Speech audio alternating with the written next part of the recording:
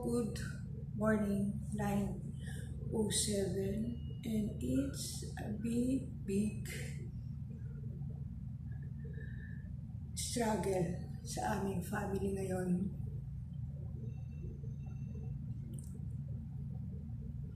Sorry, itong itong vlog na to is sobrang nakaka-heartbreaking talaga. Dahil alam niyo naman, may mama has a Parkinson na nakita niyo sa 2 videos ko yung inaalalayan namin. 74 na siya. Dumating sa point na para siyang semi-comatose na 2 days siyang hindi dumidilat, hindi kumakain. Kaya minabuti namin pumunta dito sa hospital. Kahapon pinasok siya sa ICU and ako lang mag-isa dito sa room. Ang dami pumapasok sa isip ko. Ang daming bumabagabag. Ang daming alalahanin. Pero iisa lang yung gusto ko. Kasurvive si mama. As anak, masakit talaga makita. Lalo ako mahina yung loob ko dyan. Pero kailangan kong tapakan para sa mga anak ko, sa mga apo niya, mga mahal namin sa buhay, lalong-lalo na yung ate ko na nasa malayo.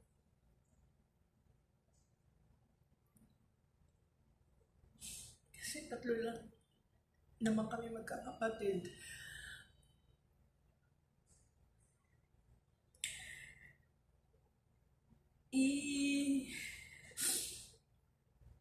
Sabihin ko lang kung ano yung ugali ng mama ko. Si mama, sobrang bait. Kahit sasabihin nila na, syempre, nasa ospital, mabait talaga yung sasabihin. Ito yung legit na mabait. Pag nagagalit siya, hindi mo malalaman na nagalit. Lalo na sa mga tauhan niya noon na mayroon siyang parlor noon, hindi siya nagagalit. Kahit maraming pasaway na tauhan siya noon, pagsasabihin niya pero hindi siya yung naninigaw, nagwawala sa galit, hindi. Pinagsasabihan niya lahat.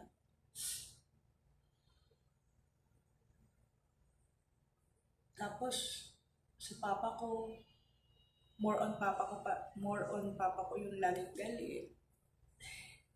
Pero okay lang. Siya hindi. Lahat kinikim-kim niya. Lahat. Kasi siya yung lumalabas na breadwinner noon. Breadwinner?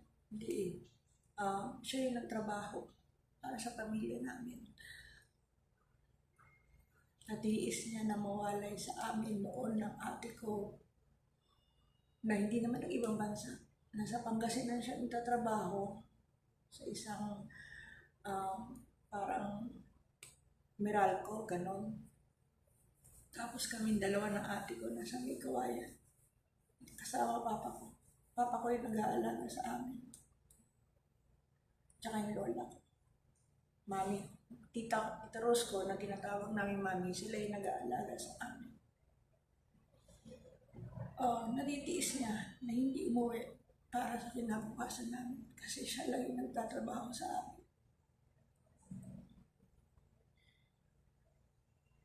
Kung naaalala ko siguro minsan, once a month, yung pinakamatagal niyang uwi.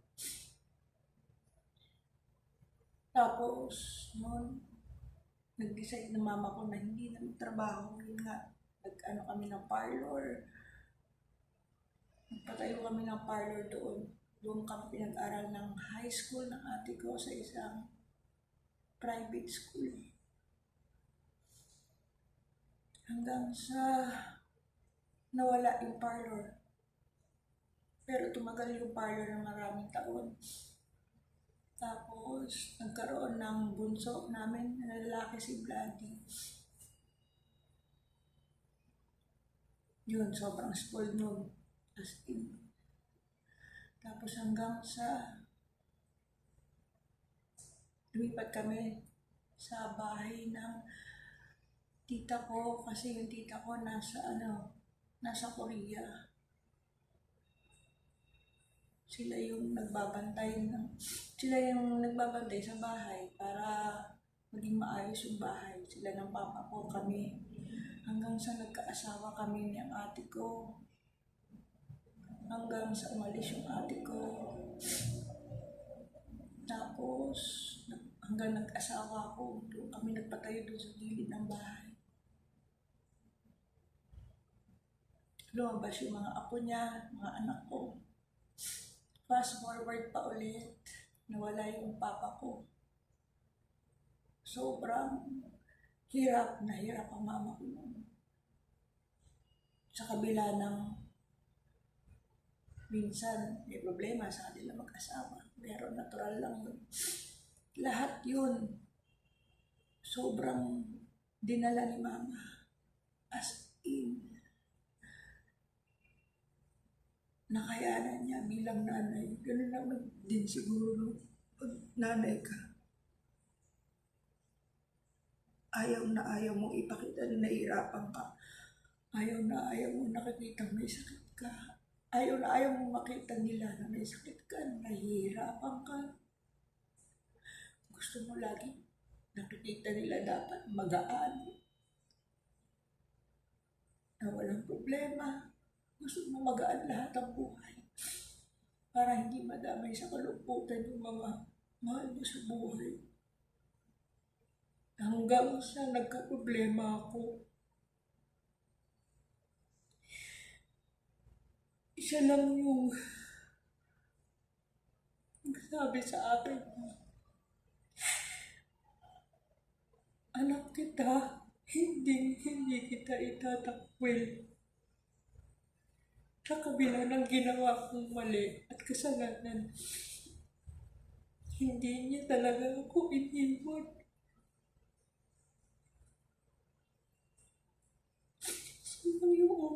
Siya lang yung kakampi ko sa kabila ng kasalanan ko.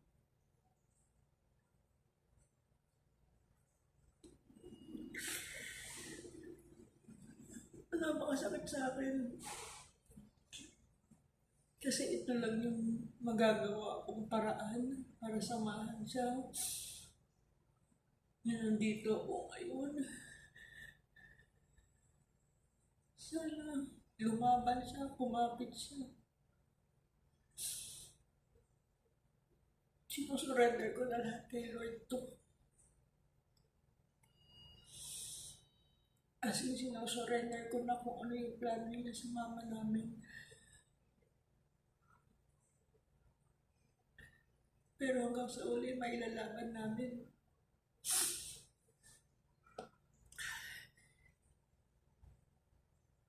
Hindi madali talaga itong nararamdaman namin ang pamilya namin. Kaya sana, malagpasan namin ito sa tulong ni Lord.